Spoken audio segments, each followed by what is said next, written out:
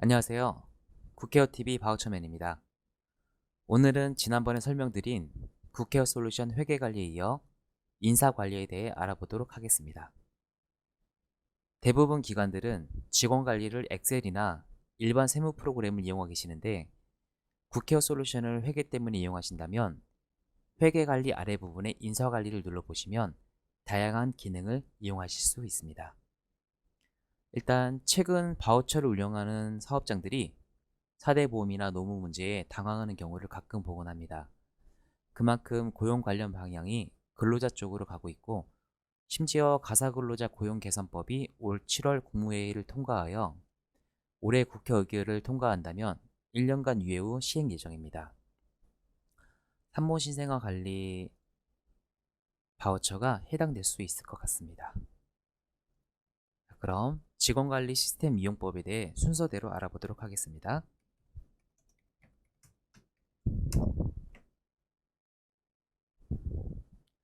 모든 인사관리 기초는 직원이 입사한 이후부터 시작되므로 직원을 추가하는 방법부터 알아보겠습니다.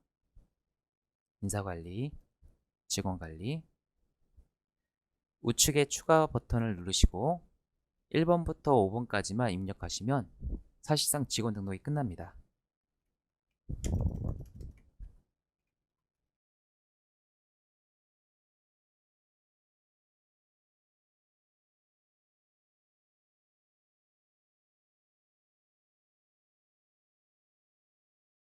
여기서 근무 형태는 4대 보험 적용 시 상용직 1급이나 한 달 8일 미만, 근로시간이 60시간 미만이면 일용직으로, 그 외 프리랜서로 계약을 했다면 위촉직으로 구분할 수 있습니다. 직원 등록이 완료되고 직원 수가 많은 경우에는 조건 검색으로 쉽게 보실 수도 있습니다. 상단의 조건 검색을 누르시면 근무 형태, 재직 상태 등 조건으로 업무를 쉽게 볼 수 있습니다. 조건 검색 후 전체를 보실 경우에는 조건 검색에서 기본 설정으로 돌려놓으시거나 다른 메뉴를 들어갔다가 들어오시면 전체를 보실 수가 있습니다. 엑셀 관련은 엑셀을 다운받아 저장하시거나 직원 수가 많고 기존에 엑셀로 되어 있는 자료를 활용하실 경우 예제 파일을 받은 후 복사 붙여넣기로 쉽게 대량 업로드가 가능합니다. 또한 우측 상단의 검색어 입력에서 이름으로 검색이 가능하고 좌측 박스 체크 후 직원을 삭제하실 수가 있습니다.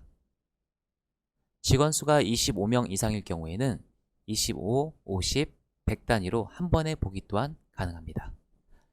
사실 이 정도만 하셔도 직원 급여 계산이나 출력 저장이 가능하지만 직원 이름을 누르시고 해당 직원의 상세 보기를 하시면 연락처, 주소, 급여 계좌, 특기사항 등을 저장하신 후 외부에서 급할 땐 스마트폰으로 볼 수도 있고 특정 직원에게 내부 아이디를 생성하여 시스템의 일부만 보게 하는 기능도 있습니다.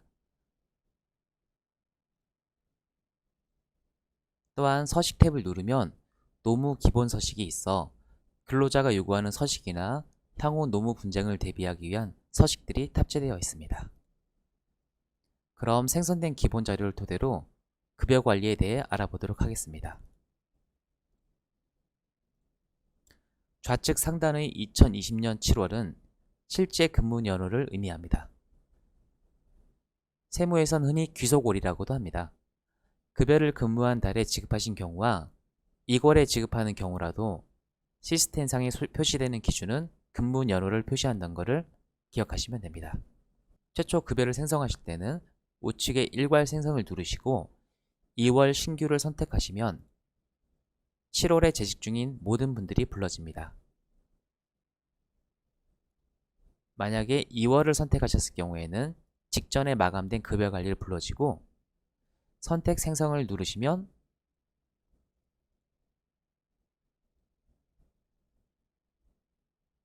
직원을 선택하여 급여 대장을 생성할 수가 있습니다. 만약에 일괄 생성 후 해당 월에 급여가 없으신 분들은 이렇게 선택 삭제가 가능하고 마찬가지로 인원이 많을 경우에는 25, 50, 100명 보기가 가능합니다. 자, 다시.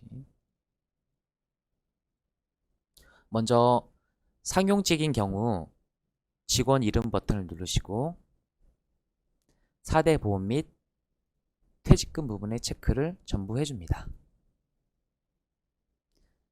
최초 1회만 하시면 향후에는 자동으로 불려드려지고 이 고용보험 같은 경우에는 만 65세 이후에 입사하신 분들은 실업급여 미가입으로 체크하시면 됩니다. 국민연금은 취득신고 시 책정한 보수 월액을 꼭 입력하시고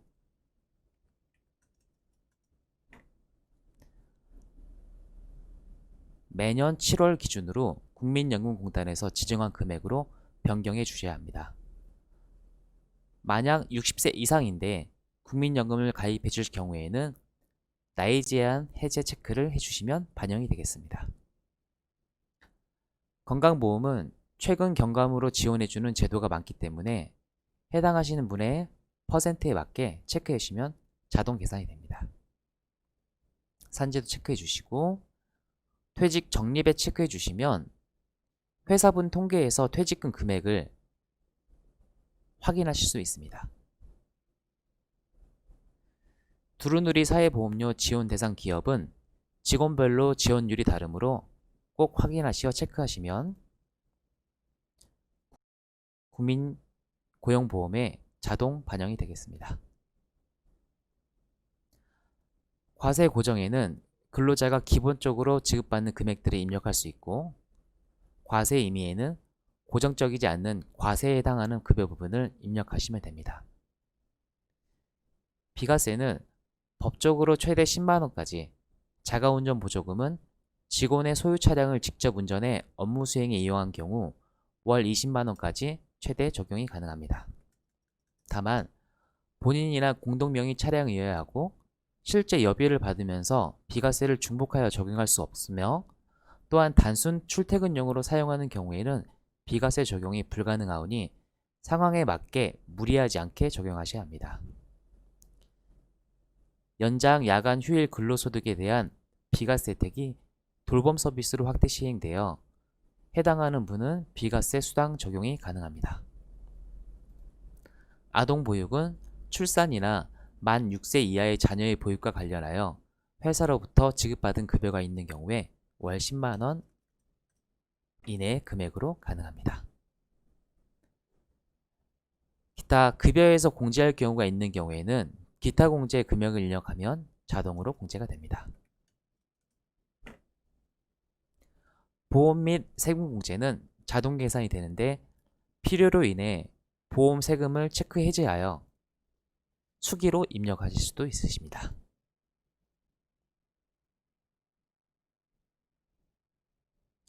위촉직이나 프리랜서 등은 마찬가지로 이름을 선택하신 후에 과세 금액만 입력하시면 자동으로 3.3%가 공제되어 급여 수정에 반영된 것을 보실 수가 있습니다.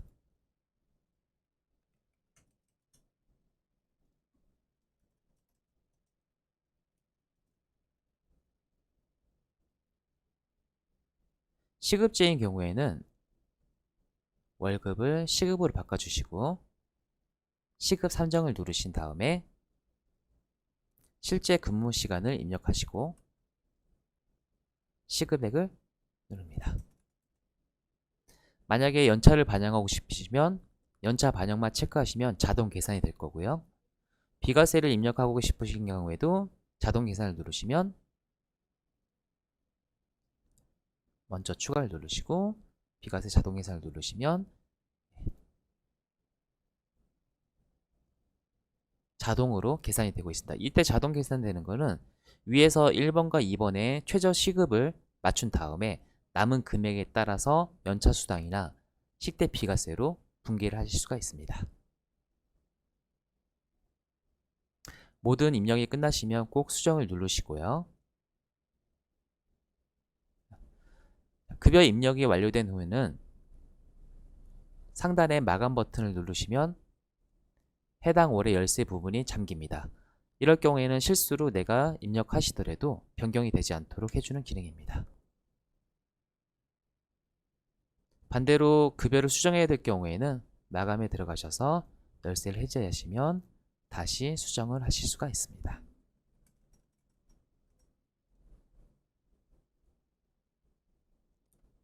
출력물에서는 급여 대장을 출력하거나 PDF로 저장해 놓을 수가 있고, 명세서를 출력하여 직원들에게 주실 수가 있습니다.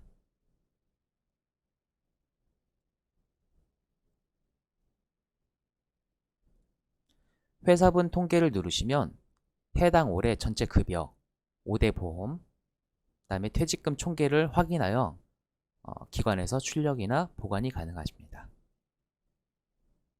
그리고 만약에 한 사업자 번호나 고유 번호증으로 여러 사업을 같이 하신다면 총 사업 급여 대장으로 전체 급여에 대해서 확인이 가능하겠습니다. 엑셀 관련은 세무사랑이라는 세무 프로그램 기준으로 다운로드 하실 수도 있고, 꼭 세무사랑 프로그램이 아닌다 하더라도 엑셀로 보관하시고 싶으신 분들은 엑셀로 보관해 두실 수가 있습니다. 주황색의 기초관리를 누르시면 기관에 맞는 급여 대장을 만들 수 있습니다. 예를 들어 과세 임의의 우리 상여금, 과세 이의 매월 성과금, 의료비, 의복비, 이렇게 공제 부분도 넣으실 수가 있으시고요. 다시 급여 대장에 보시면 자, 공제 쪽에 의복비 제가 넣었죠. 우리 상여금, 이런 식으로 기관에 맞는 명칭도 넣으실 수가 있습니다. 조건 검색에서 지급 방식이나 근무 형태, 직원 유형으로 정렬하여 보실 수도 있습니다. 자, 여기까지 모든 기관들의 기본적인 직원 관리와 급여 관리에 대해 알아보았습니다. 하단 메뉴 중에 원천세 전자신고, 연차관리, 4대 보험 서식 출력, 연간 급여 내역은 모든 기관이 사용하지는 않으시기 때문에 혹시 필요하신 기능이 있으시면 메뉴 하단에 사용 방법을 참고하시고 사용하시면 되겠습니다. 감사합니다.